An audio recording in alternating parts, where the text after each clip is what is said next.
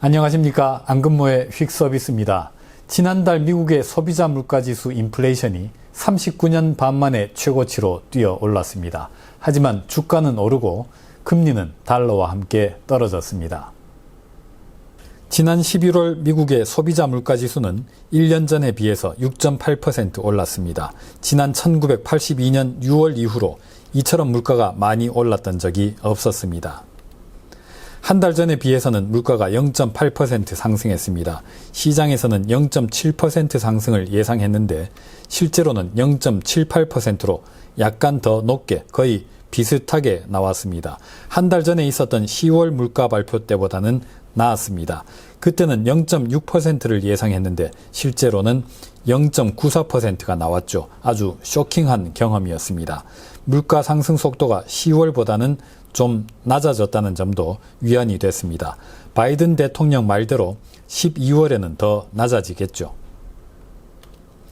11월에도 물가는 식품, 에너지, 주거비, 중고차 가격이 오름세를 주도했습니다. 이 네 가지 항목이 11월에 전혀 오르지 않았더라면 전체 물가는 전월비 0.17%만 오르고 말았을 겁니다. 하지만 그런 가정은 좀 비현실적이긴 하죠. 그리고 그 네 가지 문제 항목을 아예 빼놓고 보더라도 미국의 물가 오름세는 만만치가 않습니다. 식품, 에너지, 주거비, 중고차를 제외한 미국 CPI 역시 전달에 비해서 0.4% 상승했습니다. 광범위한 항목에서 물가가 이례적으로 높은 오름세를 지속하고 있다는 의미입니다. CPI의 3분의 1을 차지하는 주거비가 특히 문제입니다. 11월에 전년동월비로 3.1% 상승했는데 이게 이제 시작에 불과합니다. 진로우라는 곳에서 집계한 미국의 임대료는 이미 10%를 넘는 급등세를 보이고 있습니다. 이게 시차를 두고 미국 CPI에 반영될 텐데 앞으로 상당 기간은 물가지수에 강한 상승 압력을 가할 것으로 보입니다. 그럼에도 불구하고 미국 금리는 떨어졌습니다. 연준 금리 정책 전망을 반영하는 미국채 2년물 수익률은 CPI 발표 직후 이렇게 급히 하락세로 돌아섰습니다. 잠시라도 주저하는 모습조차 거의 없었습니다. 전 세계 자산시장의 벤치마크가 되는 미국 국채 10년물 수익률입니다. 잠시 요동이 있긴 했지만은 그야말로 잠시뿐이었습니다. 금세 아래쪽으로 방향을 잡아서 떨어져 내려갔습니다. 보시는 차트는 블룸버그 달러 인덱스입니다. 주요 10개국 통화들에 대한 달러의 종합적인 가치를 보여줍니다. 미국 금리와 함께 급히 떨어지면서 반응했습니다. 이건 미국 5년 만기 실질금리입니다.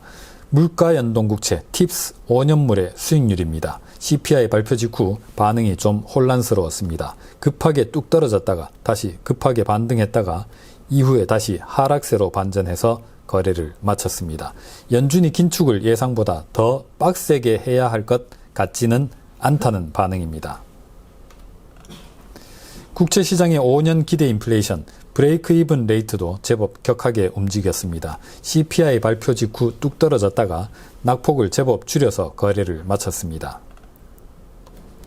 유로달러 선물시장에 반영된 각 연도별 금리 인상 예상폭입니다.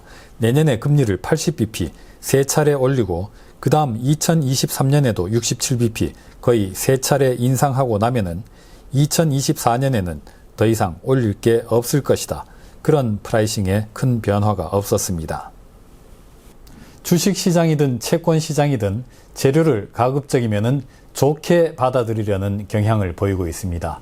강세장 심리가 그만큼 후끈 달아 있다는 의미겠죠. 오늘은 여기서 마치겠습니다. 감사합니다.